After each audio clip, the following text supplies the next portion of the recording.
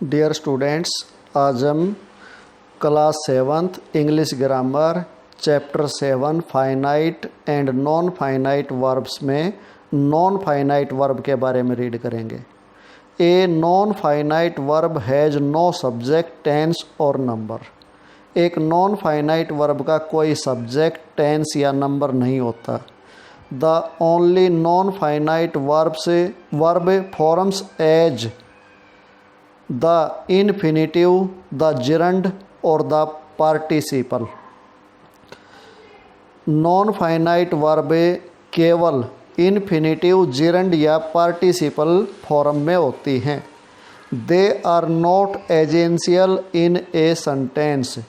ये एक वाक्य में आवश्यक नहीं होती हैं। They are used to express various shades of meanings. इनका प्रयोग अर्थ की विभिन्न शेड को एक्सप्रेस करने के लिए होता है। There are 3 kinds of non finites. Non finites 3 प्रकार की हैं: पार्टिसिपल्स, जिरंड्स एंड इन्फिनिटिव्स। अब इनके बारे में अलग अलग रीड करेंगे। Number 1, participles. A participle act as an adjective. एक पार्टिसिपल है जो एक एडजेक्टिव की तरह काम करती है, जैसे रनिंग शूज, दौड़ने वाले जूते, ब्रोकन वेज, टूटा हुआ गुलदस्ता, लॉस्ट चाइल्ड, गुम हुआ बच्चा, अनरीड बुक, बिना पढ़ी हुई पुस्तक। और या as the main verb in a verb phrase. अगर वर्ब फ्रेश है तो उनमें ये मेन वर्ब की तरह काम करती है। वर्ब फ्रेश क्या होता है? जैसे वर्ब में एक शब्द के बजाय एक से ज़्यादा शब्द यूज हो तो उसको वर्ब फ्रेश बोलते हैं। तो उसमें जो मेन वर्ब होती है उसको हमें पार्टिसिपल बोलते हैं। The last verb in the series of the words that make up a verb phrase. To have, run. जैसे इसमें बताया गया है कि जो सीरीज बनती है वर्ड्स की, उसमें जो लास्ट वर्ब है वो होती है पार्टिसिपल। जैसे वर्ब फ्रेश दिया टू हैव रन, इसमें रन है जो ये पार्टिसिपल है। Am walking, had bought, would be thinking. A participle can be either present tense और ए पास्ट टेंस। एक पार्टिसिपल या तो प्रेजेंट टेंस होती है या पास्ट टेंस होती है, यानी कि वर्तमान काल या भूतकाल। Participles that and ing and represent an action going on or incomplete are called present participles। जो पार्टिसिपल्स ing से एंड होती हैं, यानी कि जिनके लास्ट में ing लगा होता है, और जिनमें जो चलते हुए कार्य को या अधूरे कार्य को रिप्रेजेंट करती हैं, उनको हमें प्रेजेंट पार्टिसिपल्स बोलते हैं। फॉर एग्जाम्पल, आई सा a girl running on the road. मैंने सड़क पर दौड़ते हुए एक लड़की को देखा। अब है participles that end in ED, D, en और T and represent a complete action और state of the thing spoken of are called a past participles. जो पार्टिसिपल्स जिनके लास्ट में ईडी हो या डी हो या en हो या टी हो और एक कंप्लीट कार्य को रिप्रेजेंट करते हों, उनको हम बोलते हैं past participles. For example, confused in anger he shouted. गुस्से में भ्रमित होकर वह चिल्लाया। The perfect participle indicates complete action. Perfect participle में कंप्लीट कार्य की तरफ इशारा करती है। You form the perfect participle by putting the present participle having in front of the past participle. Perfect participle कैसे बनती है? पास्ट पार्टिसिपल के आगे हैविंग लगा दो तो ये प्रेजेंट पार्टिसिपल या पास्ट पार्टिसिपल के आगे हैविंग लगा दें तो ये परफेक्ट पार्टिसिपल बन जाएगी। For example, having eaten much his stomach started paining. ज़्यादा खाने के बाद उसके पेट में दर्द शुरू हो गया। ये हो गया पार्टिसिपल्स के बारे में। अब है gerunds, ING form of verb used as noun. A gerund is the ING form of a verb used as a noun.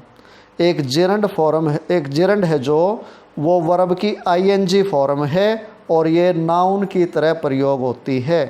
The gerund form of a verb looks exactly like the present participles.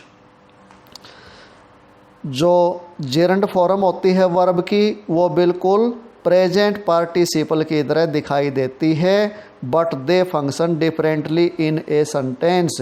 परंतु ये एक वाक्य में बिल्कुल अलग तरह से कार्य करती है। For example, I like teaching English.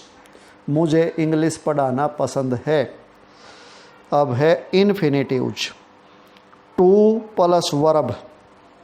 ये इन्फिनिटिव का तरीका है। टू के बाद वर्ब आती है, वर्ब की फॉर्म, जैसे to come, to go, etcetera. The infinitives is the base of a verb often followed by to.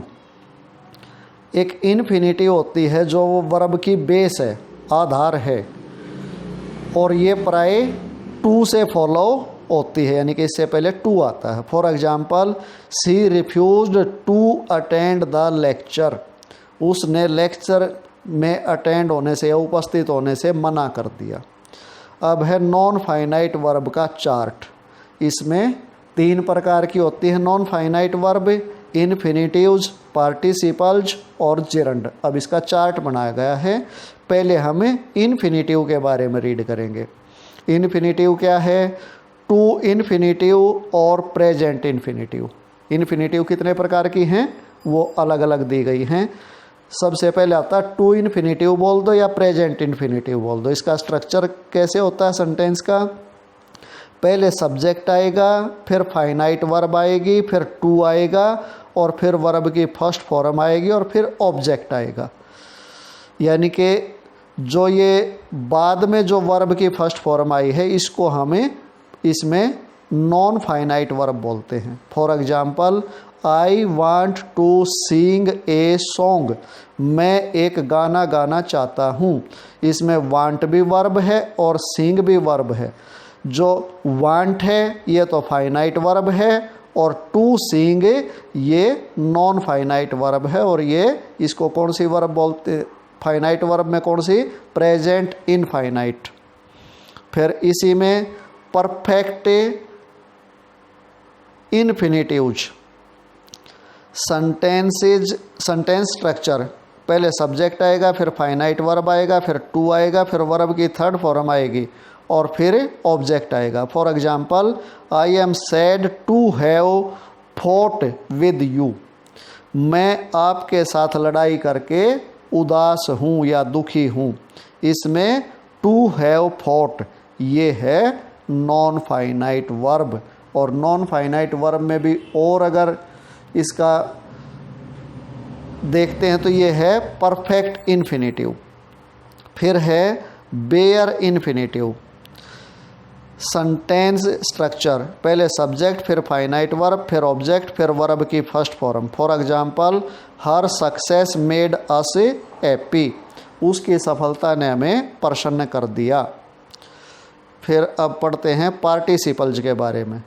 Present participle sentence structure, V plus ING form plus subject plus finite verb plus object, यानी कि starting में ही कौन सा आया? Non finite verb.